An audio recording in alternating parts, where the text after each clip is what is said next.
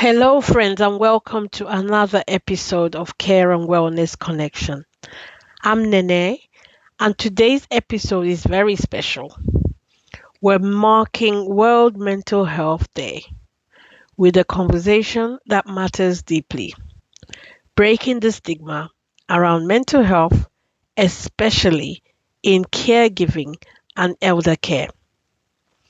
In both Nigeria and the UK, many families still hesitate to talk openly about depression, anxiety, or stress. And sometimes because of cultural taboos, sometimes because of fear of judgment. But silence can make the struggle heavier. Today, we'll explore how we can normalize conversations around mental health, care for ourselves and our loved ones, and build communities that heal rather than shame.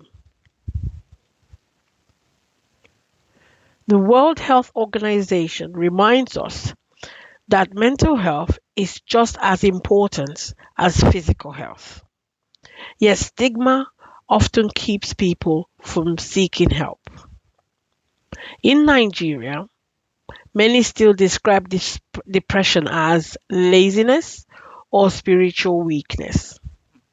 In the UK, despite better services, stigma persists, especially among older generations who grew up in a keep calm and carry on culture. Here's a tip: talking about mental health isn't a weakness, it's an act of courage that opens the door to healing. Caregiver story now. Consider Chinyere from Enugu, who cared for her father after a stroke. She admitted, "I felt so overwhelmed, but I couldn't tell anyone because I thought they would see me as ungrateful or weak." It was only after joining a caregiver support group at her church that she realized many others felt the same.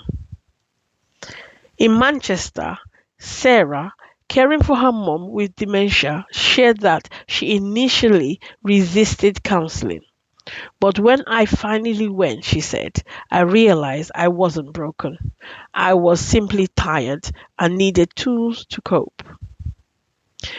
These stories remind us we break stigma by sharing truth. Here are 3 ways you can help break the stigma in your home, your community, and within yourself. Number 1, start with open language. Instead of saying, "He's mad," "She's weak," say, "He's going through a hard time," or "She's managing stress." Words matter. Number 2, model self-care. Let your loved ones see you prioritize rest, therapy, or prayers.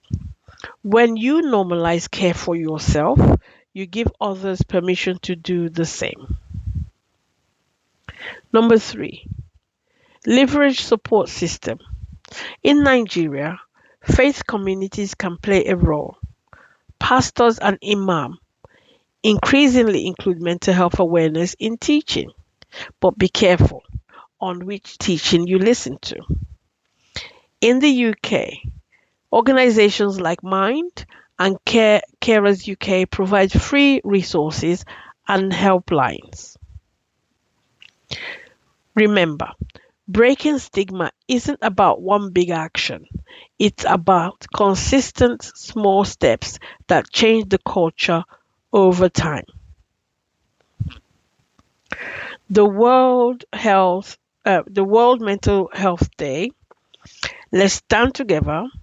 Imagine a Nigeria where no one hides depression, a UK where every caregiver knows it's okay to ask for help.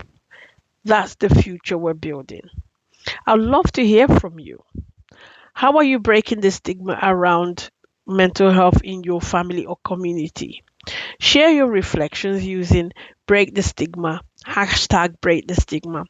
And don't forget, Aeon Care has mental health resources and guides available for you. Check this out on our website. Thank you for joining me today on Care and Wellness Connection. And remember, when you talk, we heal. When we share, we break stigma. Until next time, take care of your mind, your heart, and your health. Stay healthy and stay informed.